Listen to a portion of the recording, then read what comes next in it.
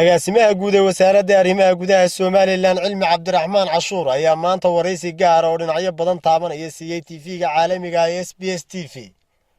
ugu horreyn agaasimuhu waxa uu sharaxaad ka bixiyay shaqada ay wasaaraddu u qaabilsan tahay qaranka. booqashada aad nagu soo booqateen saaka xafiiska wasaaradda arrimaha gudaha gaar ahaan xafiiska agaasimaha guud maanta aan runtii xaaladda guud ee wadanka alxamdulillah aad iyo aad u fiican tahay waa nabadgelyo wax dhibaato ay kama jiraan taa nabadgelyada guud waa alxamdulillah aad u fiicantay talabaad hadaad marka aan warbixin guud oo tagaasii wasaaradda arrimaha guduhu waxay u qaabilsan tahay xilkeeda waajibaadkeedu waa sugidda amniga iyo deganaanshaha dalka gudihiisa fidinta maamulka gobolada iyo degmooyinka dalka hogaaminta iyo habeynta siyaasadda gudaha dalka hogaaminta iyo habeynta madax dhaqameedyada beelaha sida salaadiinta ogaasyada boqorada iyo garaadada iyo cuqaasha. sidoo kale agaasimaha waxaanu wax ka weydiinay shirar beeleedyo dhowaan laga iclaamiyay magaalada Buuhoodle iyo waxa ay ka wasaarad ahaan kala socdaan arrintaasi. sidoo kale waxaanu wax ka weydiinay qayladhaan maalmihii u dambeysay ka soo yeereysay qaar ka mid ah gobolada iyo degmooyinka dalka taasi oo runtii tisqaada way jireen dhul badan oo shirar lagu qabtay iyo dhul badan oo howlaha noocaas ay ka socdeen waxaasiba waxa weeye saameyn ay ku yeesheen Soomaaliland ma jiro waxyaabaha meelaha laga ama afarood ama shan wixii meelaha isugu tagayana waxa laale waxay Soomaaliland qarnimadeena iyo jumhuriyadda wax yeelaatoona ma jirto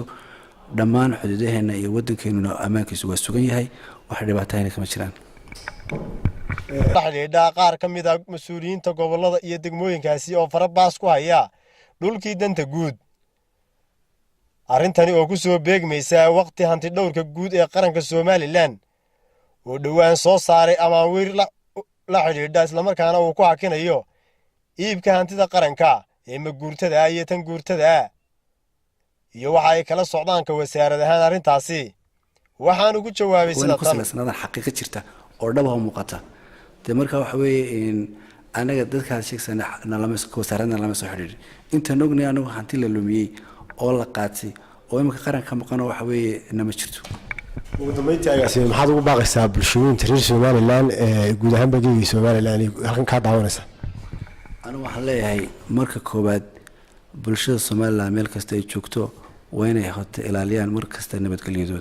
nabadgelyada inaga ku nool iyaduna kuma noola. talabaad waxaan leeyahay war bulshadu nahay